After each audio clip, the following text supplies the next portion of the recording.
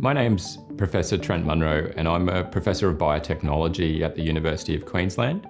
I'm also an industry professor here, and what that means is that I try and bridge between what we're doing for research at the university and also our industry partners.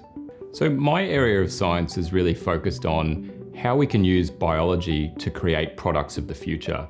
So specifically using engineered biological systems to create health products, and that might be medicines or that might be supportive products that go along with medicines. Those types of molecules that your body naturally makes, typically one type of molecule is called an antibody, for example. And so over the last little while, we've worked out how we can synthetically produce antibodies in the lab.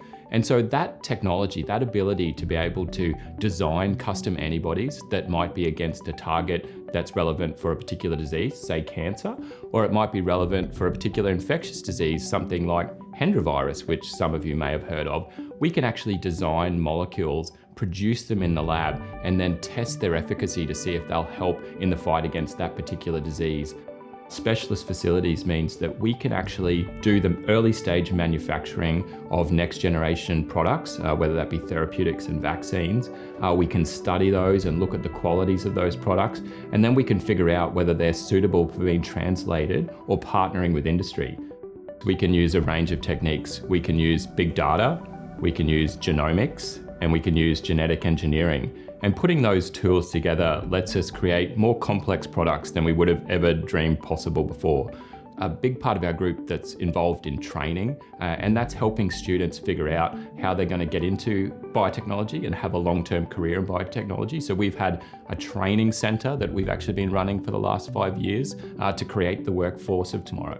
One of the things that universities have realised is that they're really great at doing the basic research, and in fact, they're the engines of innovation.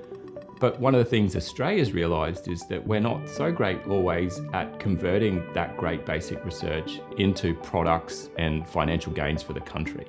And I don't think that means that universities should think that they're developing the products of tomorrow, but they're really driving the innovation that will help the companies build the products of tomorrow. University of Queensland, and in particular the institute I work at, it's really at the forefront of thinking about how to create those synergies, how to find that innovative research and then find those industry partners.